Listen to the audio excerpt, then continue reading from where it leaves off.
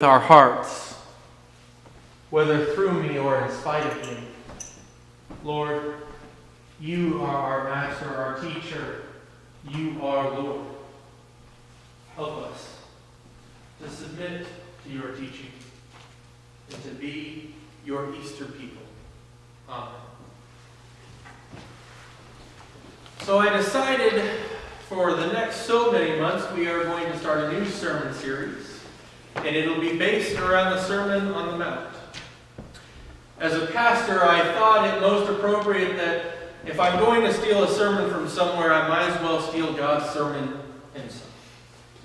And so we're going to look at the Sermon on the Mount, not quite line by line, but at least concept by concept over the next so many months. And we're starting here in Matthew 5 with the quote-unquote Beatitudes, or the blessed bees, or however you want to say them.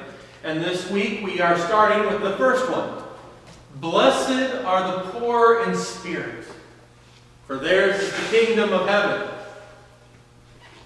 I can imagine the confusion of the people as the Lord said these words from there on the mountain, the contradiction that the people must have sensed and felt in these words.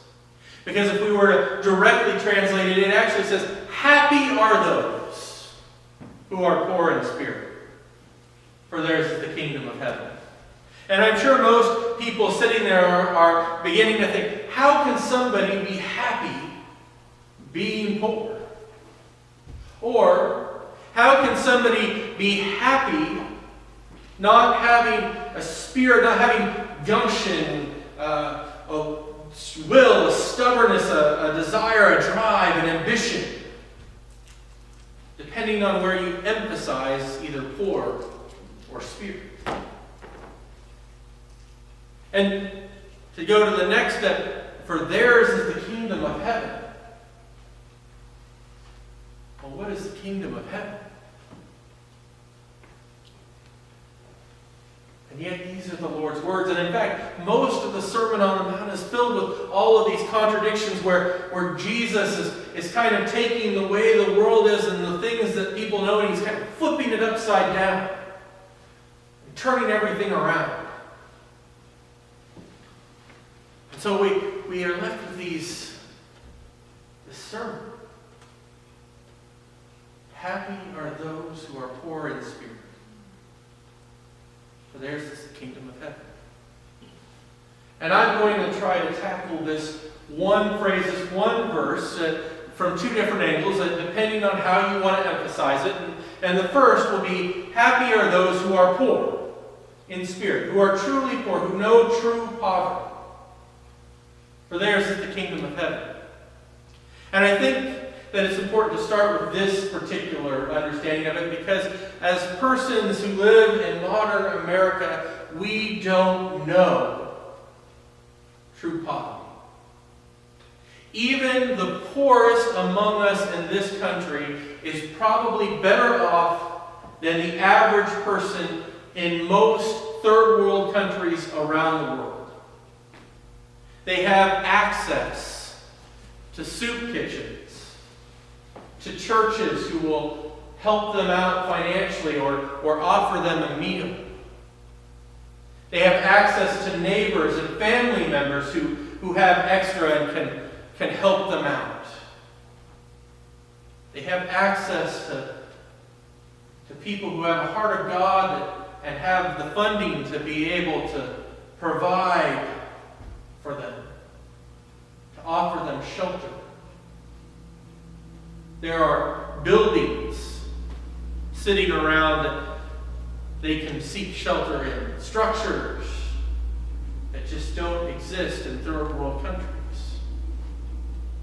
And they may not have a great life,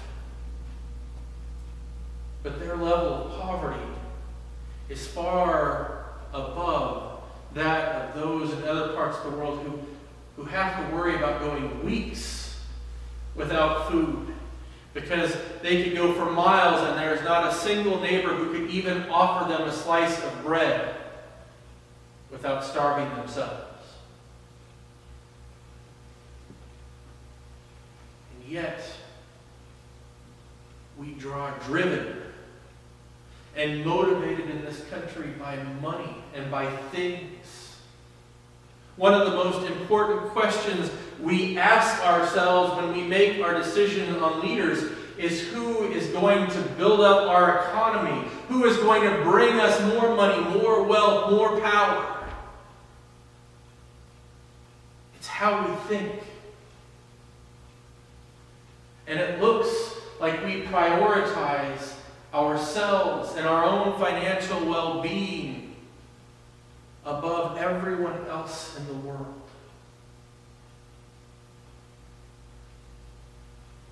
Blessed are those who know true poverty, for theirs is the kingdom of heaven. As a people, if we continue to seek for our own material benefit, first and foremost, then we will miss out on everything that Jesus is teaching about, everything about what it means to follow him and be his disciple. He calls those who follow him to be willing to give up everything. And I admit, I am as guilty as anyone. I love my electronics, and I love my toys, and I love the ability to eat all kinds of different foods from all over the world, and that is something that only those who have access to financial wealth to some level are able to experience. Most people around the world don't get to choose what they eat. They eat only what they have, only what they can grow, only what is right in front of them. They don't get to pick their restaurants. They don't have giant grocery stores where they can go and shop and get what they want. They couldn't afford it if they did. And even now, I can say that it would be hard for me to give up everything, and yet I feel that I could. I feel that even if God were to come to me and tell me to give up all that I had and to strap on a backpack and put a change of clothes in or something like that, or some even simple, even just not even a backpack, even if God came himself and said, come, we're going, that I could go with nothing more than what I am wearing and I could be happy. Because I have experienced the presence of God in my life, and I know that being in God's presence is more fulfilling and more joyful than all or any of the experiences that I've ever had with all of my fancy toys and with all of my dining options and all of the time that I have got to spend leisurely because I didn't have to work from sunup to sundown just to make enough to eat. Because I know the power and the presence of God is more meaningful and more powerful than any of that stuff. And while I think it is difficult, and while I think that there are moments where I would not enjoy giving everything up, I know that ultimately I truly would be happy and blessed. And so I will say, blessed are those who are poor in spirit, or more likely, those who know that God is more important than wealth, because theirs is the kingdom of heaven.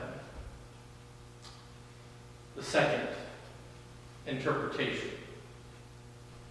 Blessed are those who are poor in spirit. Blessed are those who don't put their own will above God, who don't think that their way is right, but instead are willing to be compliant and to learn from God.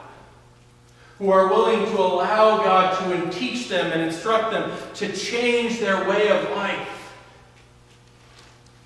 rather than to fight against God.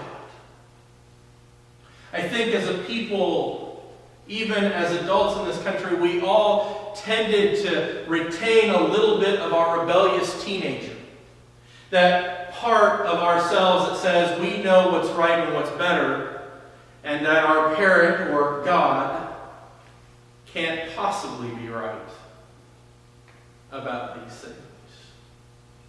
And we choose to prioritize our own spirit, our own free will, our own judgment over God's.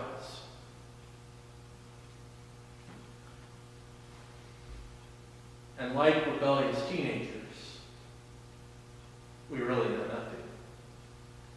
God really is the one who knows the right way. And being able to submit to God and see that in God and to trust in God and to conform to what God is calling us to is to follow God. Is to be the people that inherit God's kingdom. It is almost as if we are a people wandering around in a dark woods, and we can choose to determine our own path through the woods, or we can choose to follow Christ. And Christ is going in the direction of the light, in the direction of the kingdom of God. And if we choose to submit and admit that He is right and knows where He's going, and we choose to follow Him, then we will get to the kingdom of heaven, the kingdom of God. If, on the other hand, we decide that we want to be in control, and let's face it, we all love to be in control. We love to control at least our own lives, what we eat, where we sleep, how we think, what we do. All of these things are things that we want to be controlled. We don't like taxes because we don't want somebody else telling us what to do with our money. But can we give it up for God? Can we give up that control, that stubbornness, that free will, that streak, that spirit within us that says, as individuals, we are right? Because if we can, then we have the opportunity to follow God and follow Him in the kingdom. Blessed are those who are poor in spirit. Happy are those who are poor in spirit, for theirs is the kingdom of heaven. Whether we focus on the poverty or whether we focus on the spirit and the free will aspect, either way it means blessed are those who prioritize God in their lives, who put Him first and foremost. For theirs is the kingdom of heaven. And is that not what discipleship is all about? Putting the teacher and master first. Listening to His instruction and following in His footsteps. And when we listen to Jesus, to the Master, and when we become a disciple, then the promise is the kingdom of heaven. May we be a people who are happy in being poor in spirit, because we trust in God and know that He's leading us to His kingdom. Amen.